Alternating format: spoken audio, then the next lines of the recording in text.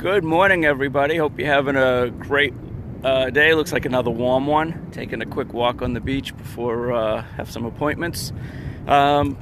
Just wanted to make a quick video. Just read an article in Forbes online. I might post it, but I kind of disagree with her conclusions. But basically, you probably know I do a lot of Medicare work.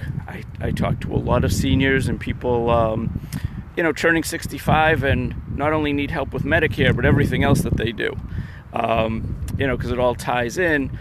And the question she was writing about was, should I pay off my mortgage? And she's, whole hog, pay off your damn mortgage. Why pay 3% if you don't have to? And she had that cute saying, it's always better to make interest than pay interest. That's all well and good. I sit with a lot of people, and some of their biggest concerns are, the house is paid off, but I have no cash in the bank. Okay, so this woman's advising, empty some of your accounts to pay off your mortgage. That a good idea?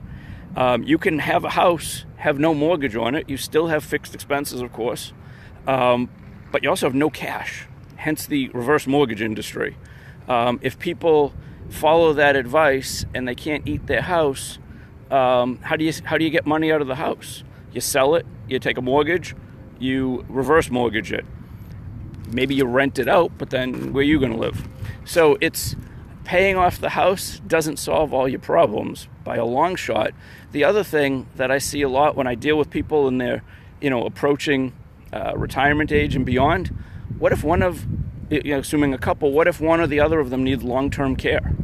What if you end up in an Alzheimer's ward at an assisted living facility for 6 years? Well, Medicare doesn't cover that. The spouse who lives in the house can't be thrown out, but a lien is put against the house, and a lien is essentially a mortgage, or the same as a mortgage in a lot of ways. So if you haven't done some planning with an estate attorney, if you haven't purchased a long-term care policy, well, guess what? That house that you've paid off, since there's no mortgage, is now owned by Medicaid. And whether the bank owns it or Medicaid owns it, or Mass Health if you prefer, there's really no positive for you. If you leave that to an heir and there's a lien against it, they either have to sell it or mortgage it to pay off the lien to the state so that they can do whatever they want with the house. So, paying off the mortgage, maybe it's a good thing, maybe it isn't. But in a lot of times, I argue against it because it's not all you think it's going to be.